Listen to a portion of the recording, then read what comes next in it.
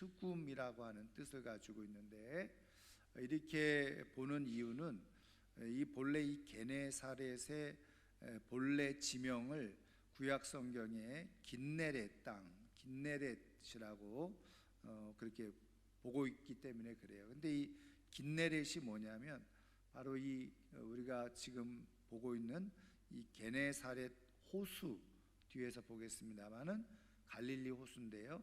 그게 이제 하프 모양으로 되어 있다고 그래서 어쨌든 이 긴네렛이라고 하는 뜻이 하프, 수금이란 뜻인데, 그래서 이 게네사렛이 바로 하프, 수금이라는 뜻이다. 그리고 이제 이 게네사렛 땅이 평야입니다. 그래서 풍요로운 정원, 기쁨의 정원, 이런 뜻으로도 볼 수 있다는 거죠. 위치가 어디에 있느냐? 갈릴리 호수 서쪽 해안에 위치한 평야지대입니다. 그래서 해저 200m. 해저라고 하는 것은 바로 바다, 해발을 이제 바다를 기준으로 해서 바다 위를 해발이라고 그러잖아요. 그래서 산을 보통 높이를 얘기할 때 해발 몇 미터. 그러니까 이 바다 수면으로부터 몇 미터 위다. 이걸 해발이라고 그러는데, 해발로 따지면은 마이너스 200m입니다. 그러니까는 이 갈릴리 호수 자체가, 그러니까 지중해 바다보다도 밑으로 200m 밑에 있는 거죠. 거기에 바로 이 게네사렛이 있다는 겁니다. 말씀드린 것처럼 구약 성경의 지명은 긴네렛, 혹은 뒤에서 또 보겠습니다만 긴네롯이라고 하는 표현으로 사용되어졌고요. 그래서 게네사렛 땅, 게네사렛 호수, 이건 이제 뒤에 갈릴리 호수죠. 구분이 되고, 이곳에 막달라란 동네가 있습니다. 그래서 여기 뒤에서 봅니다만은 우리가 너무나도 잘 아는 막달라 마리아. 그래서 우리가 그냥 게임하고 그럴 때 막 달라고 하는 여자가 있다. 막달라. 근데 막달라가 그 지명입니다. 그래서 위치를 보면요, 이 지도를 보시면 여기가 가버나움이죠. 여기가 디베랴입니다. 그래서 디베라도 다음 주에 우리가 볼 텐데, 이 가버나움과 이 디베랴 사이의 요 평야를 바로 게네사렛 평야, 혹은 게네사렛 평지, 이렇게 게네사렛 땅으로 보는데, 여기 중간에 막달라가 있고, 물론 이 게네사렛이라고 하는 도시도 있습니다. 그래서 여기 이쪽은 지금 현재 지도 그대로인데요. 그래서 여기가 가버나움이고, 요 밑에가 디베랴고, 그다음에 요 사이에 게네사렛, 여기 꼭 움푹 들어간 요 부분이 바로 막달라, 이렇게 되고, 우리가 지난 시간에 본 것처럼 나사렛 여기죠. 다볼산, 그다음에 가나라고 추정되는 두 곳, 지난 시간에 보았던 지도입니다. 자, 그러면 이 게네사렛에서 어떤 일이 일어났었느냐? 먼저 성경을 찾아보면, 자, 마태복음 14장 34절 36절 같이 읽습니다. 그들이 건너가 게네사렛 땅에 이르니 그곳 사람들이 예수이신 줄을 알고 그 근방에 두루 통지하여 모든 병든 자를 예수께 데리고 와서 다만 예수의 옷자락에라도 손을 대게 하시기를 간구하니 손을 대는 자는 다 나음을 얻으니라. 아멘. 자, 여기서 건너가랐다고 그랬잖아요. 자, 그런데 여기 똑같은 내용이 오늘 우리가 읽었던 본문 말씀에도 등장하고 있는 것을 봅니다. 그래서 아까 읽었지만 한 번 더 읽겠습니다. 마가복음입니다. 건너가 게네사렛 땅에 이르러 대고 배에서 내리니 사람들이 곧 예수신 줄 알고 그 온 지방으로 달려 돌아다니며 예수께서 어디 계시다는 말을 듣는 대로 병든 자를 침상째로 메고 나오니 아무데나 예수께서 들어가시는 지방이나 도시나 마을에서 병자를 시장에 두고 예수께 그의 옷가에라도 손을 대게 하시기를 간구하니 손을 대는 자는 다 성함을 얻으니라. 여기서도 이 건너갔다라는 표현을 해주고 있는데, 그래서 지도를 다시 한번 좀 보도록 하겠습니다. 자, 여기가 지금 이 가버나움이죠. 그래서 예수님이 이사하셔서 주로 머물렀던 곳이 가버나움이라고 그랬어요. 그리고 여기가 이제 이쪽 지도를 더 보면 선명한데 여기가 게네사렛이고 여기가 디베라인데 우리가 성경에 보면요, 요 사이에 뭐가 있냐면 여기에 오병이어 기적이 있어요.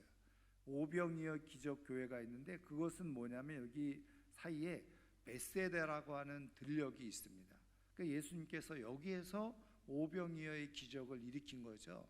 그러니까는 말씀을 가르치고 여기서 오병이어의 기적을 일으키고 배를 타고 이 반대편으로 갈릴리 반대편으로 갔어요. 그러니까 여기 거라사 땅.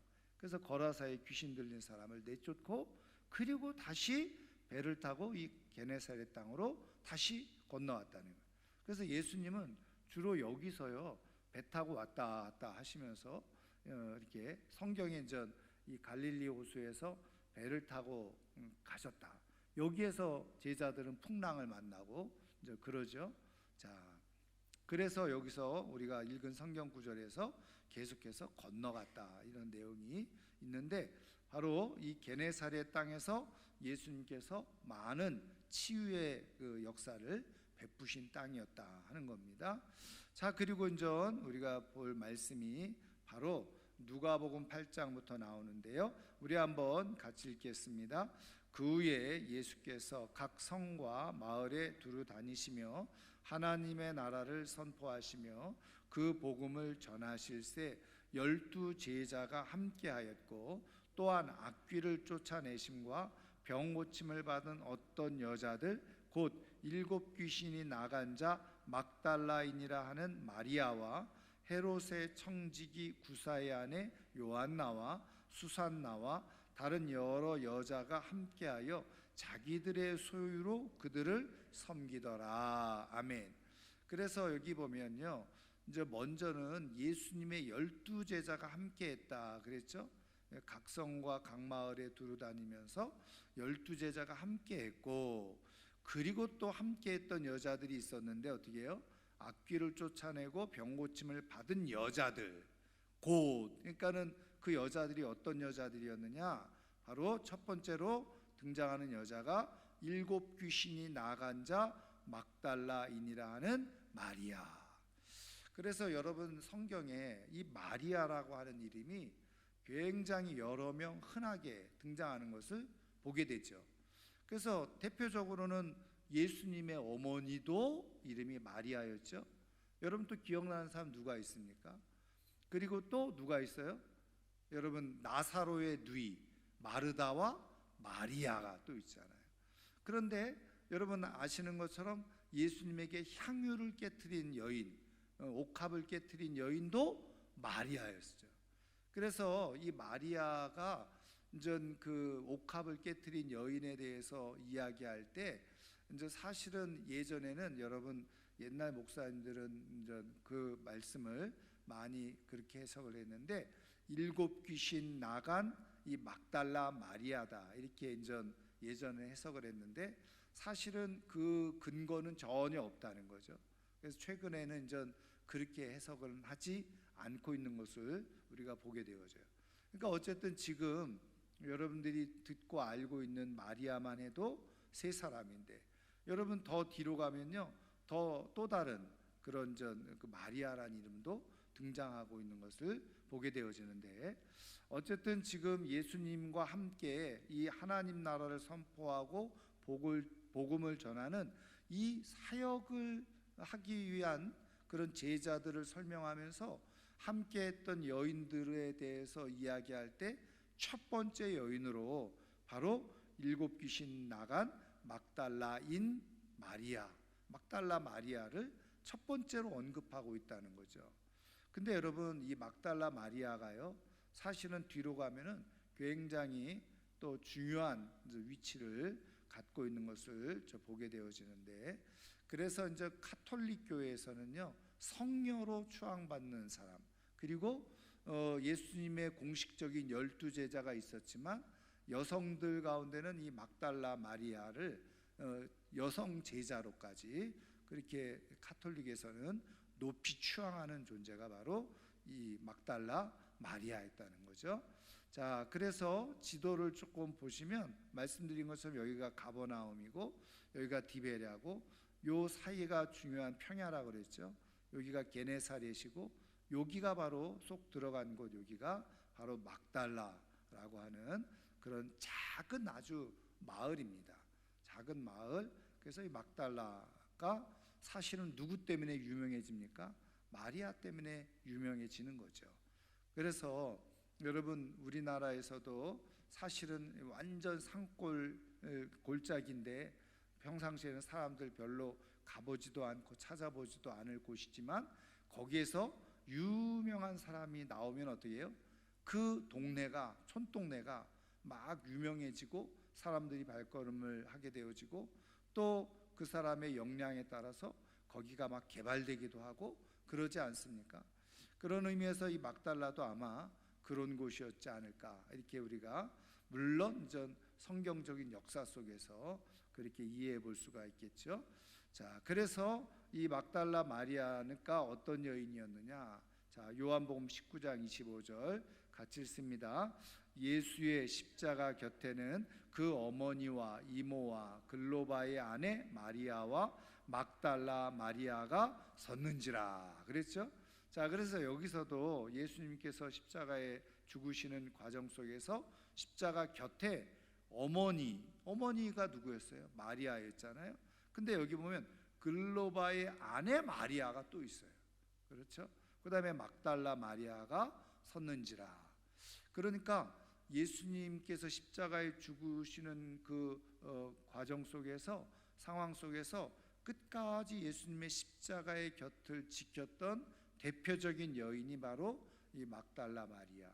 그래서 여러분 많이 이제 설교를 통해서 들었겠지만, 그럼 막달라 마리아가 왜 이렇게 끝까지 예수님 곁을 지켰느냐? 바로 자기에게 7 귀신을 내어줬고 자기의 인생을 바꿔주신 그 예수님을 기억하면서 그 사랑을 기억하고 그리고서 끝까지 예수님 곁을 지킬 수밖에 없었다.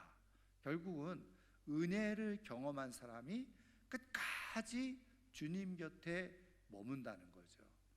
그것을 뒤집어서 반대로 말하면, 왜 우리는 주님 곁에 끝까지 있지 못하느냐? 주님과 멀어지느냐? 주님으로부터 받은 은혜가 완전히 유통기한이 있는 거예요. 그래서 그게 오래가지 못해요. 그러다 보니까 어떻게 해요? 그 은혜를 잊어버리면 점점 멀어지는 거죠. 그런 의미에서 여러분, 구약 성경을 읽어보면 우리 하나님께서 이스라엘 백성들에게 계속 강조해 주는 게 뭐예요?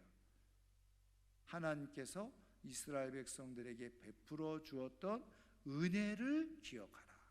은혜를 기억하라. 여러분, 은혜를 기억하지 못하면요, 끝까지 함께 있을 수가 없어요. 은혜를 잃어버리면 끝까지 주님과 함께하지 못합니다. 저는 오늘 하나님께서 내게 베푸신 은혜들을 우리가 늘 잘 기억하고 정말 끝까지 주님과 함께 있어 주님께서 기억하시는 그런 아름다운 인생이 되기를 주님의 이름으로 축원합니다. 자, 똑같은 내용을 다른 복음서에 이렇게 설명해 주고 있어요. 마태복음 27장입니다. 같이 읽습니다. 예수를 섬기며 갈릴리에서부터 따라온 많은 여자가 거기 있어 멀리서 바라보고 있으니 그 중에는 막달라 마리아와 또 야고보와 요셉의 어머니 마리아와 또 세베대의 아들들의 어머니도 있더라. 아멘. 여기도 마리아가 또 나와요. 그죠? 그래서 야고보와 요셉의 어머니 마리아. 그래서 이 마리아라는 이름이 의외로 많이 그 사람들에게 그렇게 사용되어졌던 그런 이름이었다는 거죠. 그래서 여기서도 막달라 마리아가 또 끝까지 예수님 곁에 지키고 있었던 것을 보게 됩니다. 자, 이러한 또 사랑이 어디로 이어지느냐? 그 다음에 보세요. 자, 마가복음 16장 같이 읽습니다.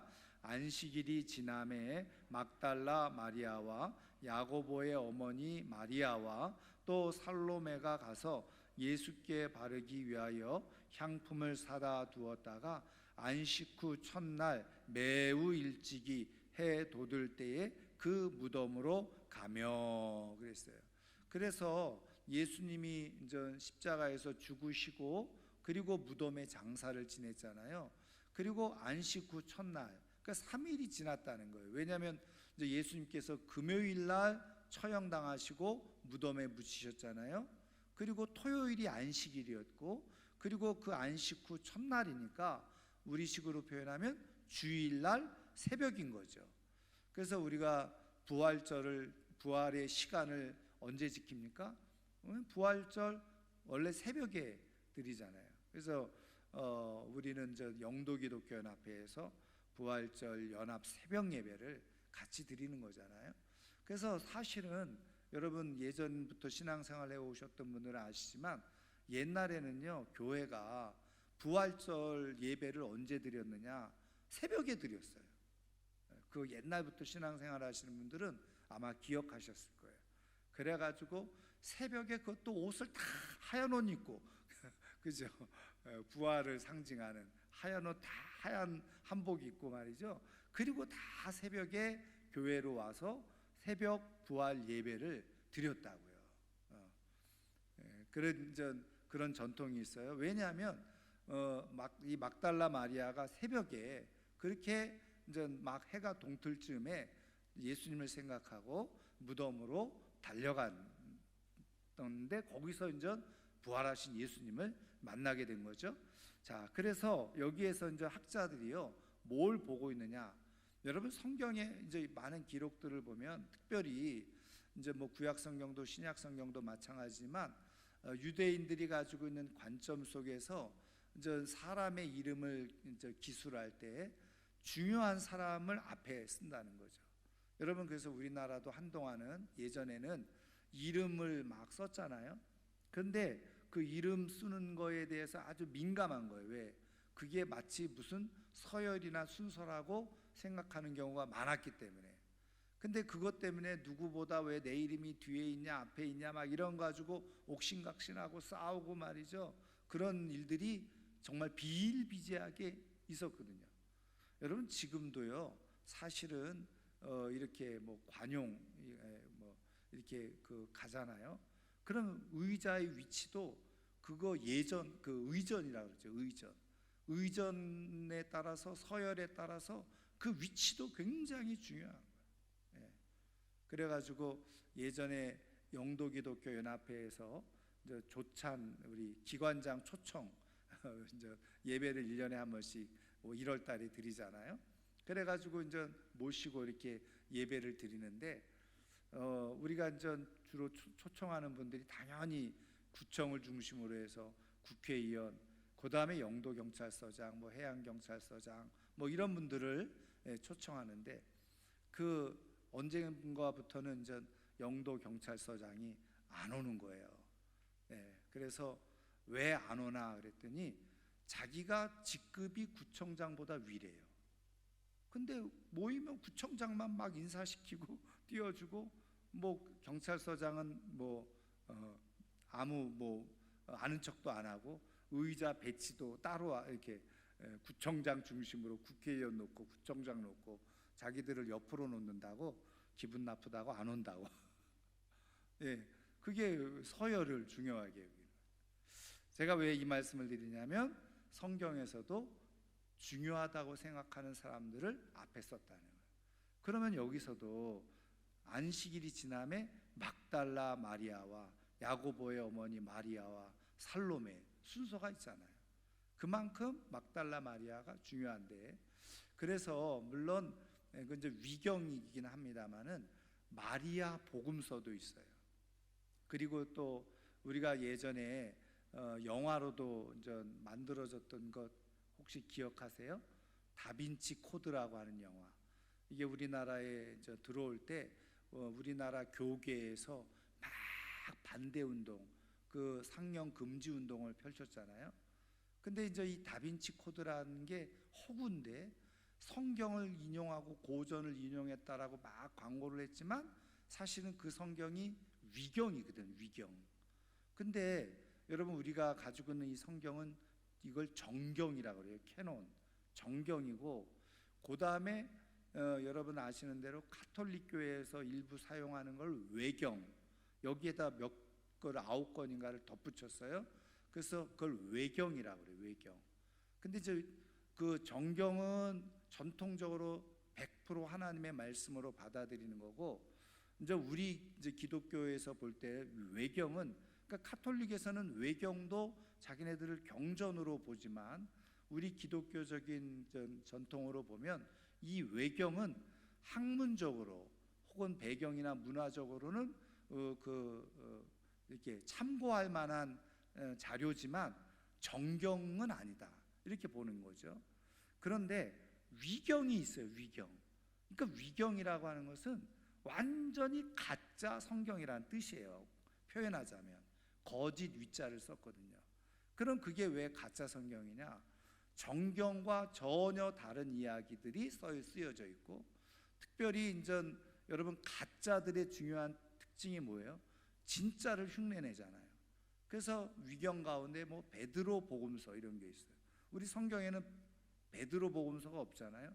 베드로가 쓴 베드로 전서 후서는 있어도 복음서는 없는데, 그러니까 이제 그런 거로 만들어졌는데, 이 다빈치 코드가 성경을 인용했다, 성경 고전에서 가져왔다. 그런데 다 어디서요? 위경, 우리가 말하는 성경 정경이 아닌 거짓 성경에서 그런 것들을 가지고 와서 만들었는데, 제가 오늘 왜 이 말씀을 드리냐? 막달라 마리아가 예수님의 아내였다는 거예요.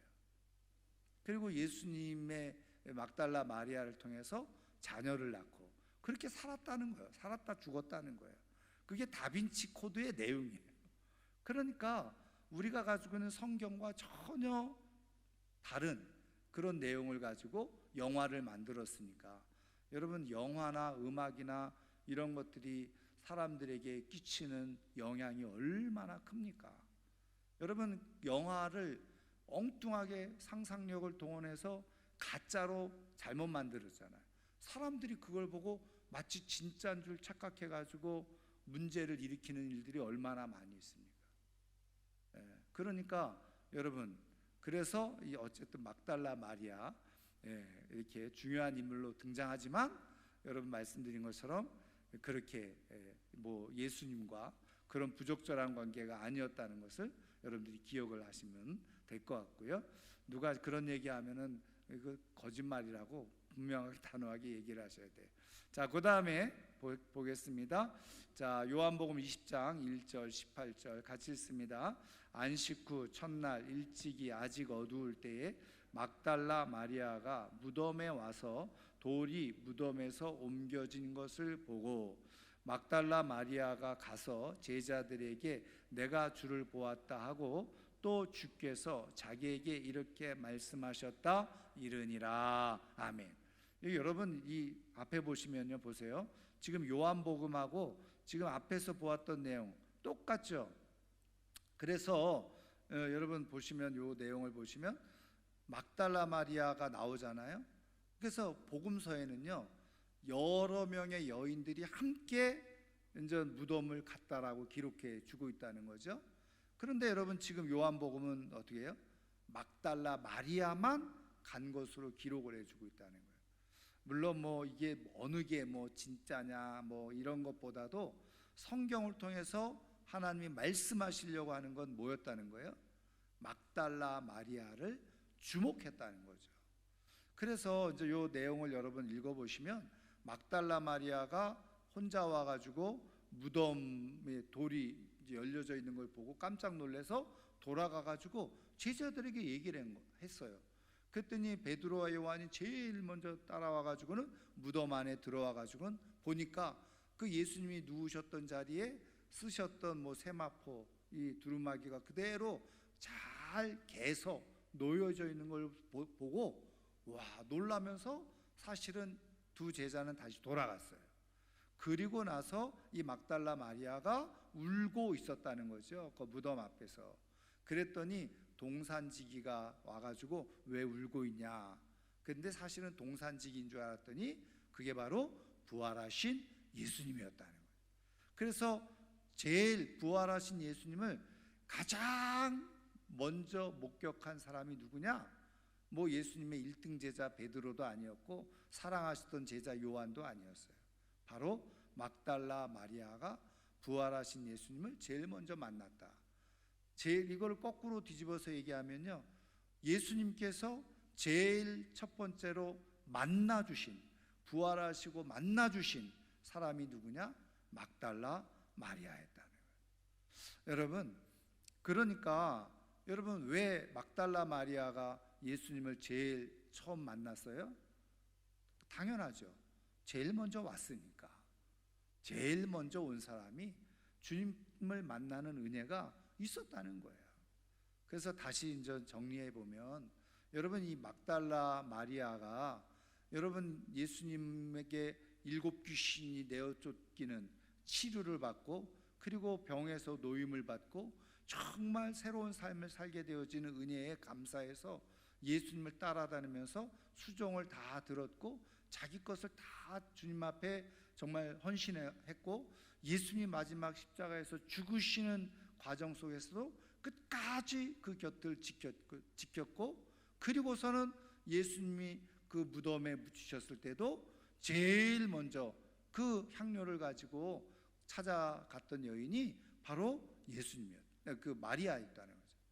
여러분, 그런 의미에서 성경을 통해서 하나님이 말씀해 주시는 것처럼 나를 가까이 하고 나를 사랑하는 사람, 그게 사랑의 중요한 표현이에요. 여러분, 우리가 뭐 예배를 형식이다 이렇게 표현하고 꼭 뭐 시간을 맞춰서 가야 되나, 뭐 조금 늦으면 어떠냐, 뭐 이런 생각을 하잖아요. 중요한 건 뭐라고요? 마음이지. 내 마음이 중요하지.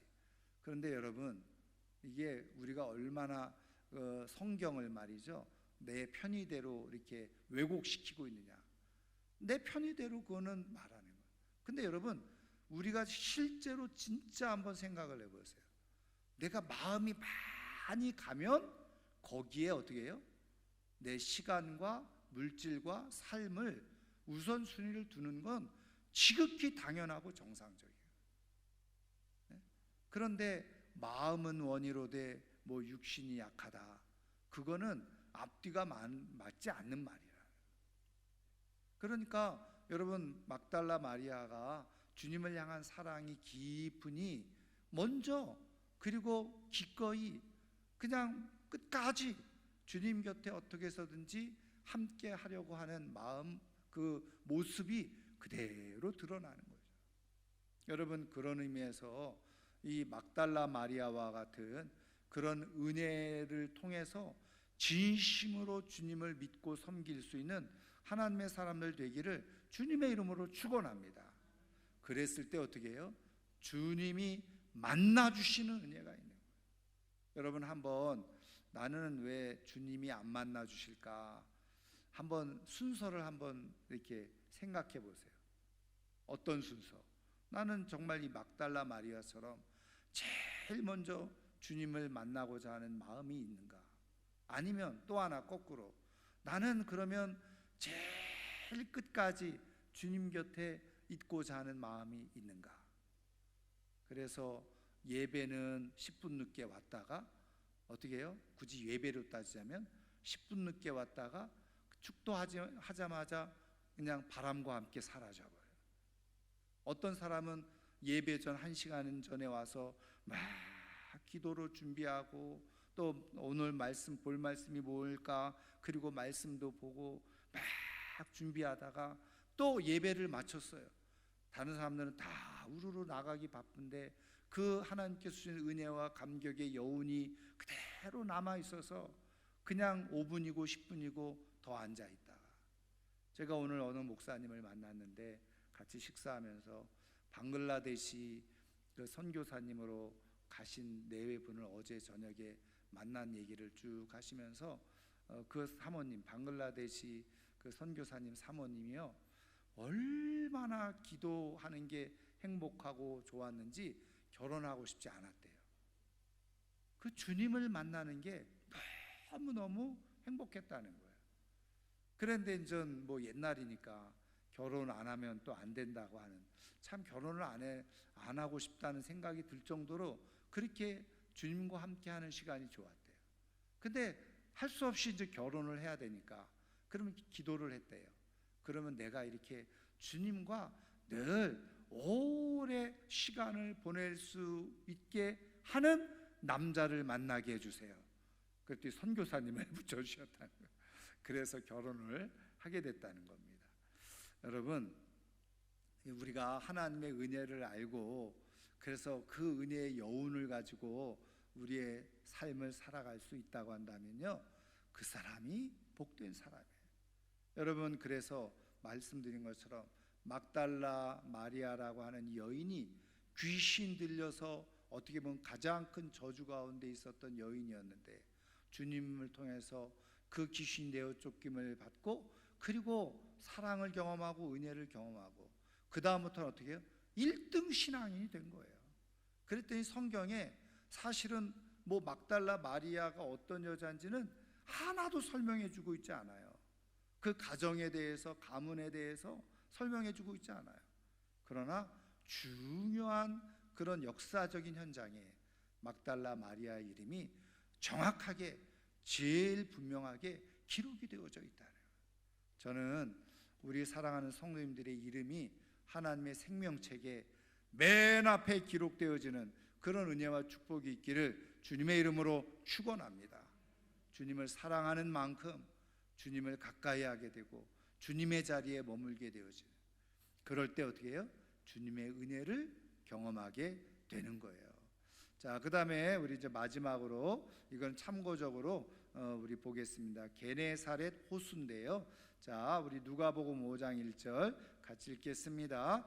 무리가 몰려와서 하나님의 말씀을 들을새 예수는 게네사렛 호숫가에 서서, 이거는 제가 참고적으로 물론 성경 공부할 시간에도 많이 이야기합니다만은 이게 다 똑같은 거를, 장소를 말하고 있는 거다. 다시 말하면 동명이지, 같은 지명을 다른 이름으로 말하고 있는데 게네사렛 호수, 여러분들이 제일 많이 우리가 듣고 있는 대로 갈릴리 바다라고. 근데 우리는 사실은 호수잖아요. 근데 성경에도 또 호수라고 표현해주고 또 있고요. 그 다음에 디베랴의 갈릴리 바다, 이렇게, 그래서 디베랴 바다라고도 표현해놓고 있어요. 그래서 이제 다음 시간에 우리가 디베랴라고 하는 도시도 한 번 더 살펴볼 건데요. 자, 그 다음에 이제 구약 성경으로 보면 긴네렛 바다 혹은 긴네롯 바다 이렇게 표현해주고 있는데, 제가 이거를 뒤에 이렇게 표기해 놓은 이유는 뭐냐면 우리가 성경을 읽을 때 이게 다 똑같은, 그래서 예를 들면 긴네렛 바다 그러면은 이게 어디지? 이렇게 할 게 아니라 이게 갈릴리 호수를 말하는 거구나. 게네사렛 한 번 쓰여져 있거든요. 게네사렛 호수, 이거는 어디에 있는 거야? 이게 아니라 이게 다 갈릴리 호수, 갈릴리 바다를 이렇게 통칭하고 있는 거구나 하는 것을 여러분들이 성경 읽을 때 참고로 하면 될 것 같습니다. 자, 그 다음에 여기가 지금 말씀드린 대로 평야지대죠. 여기가 여기서부터 쭉 이렇게 해서 게네사렛 땅 평야를 보여주고 있는 겁니다. 자, 그래서 오늘 우리에게 주신 전 말씀을 우리가 생각해 보아야 될 텐데요. 특별히 이 막달라 마리아 이 여인을 생각하면서 하나님, 우리도 정말 주님으로부터 받은 은혜를 잊지 않고 기억해서 끝까지 주님과 함께, 그리고 주님과 함께하는 것을 가장 귀하게 여기고 정말 은혜 받는 자리에 제일 첫 번째 나아가서 정말 하나님의 기억 속에 제일 첫 번째로 기억되어지는 믿음의 삶이 되게 해달라고 우리 시간 함께 같이 기도하도록 하겠습니다.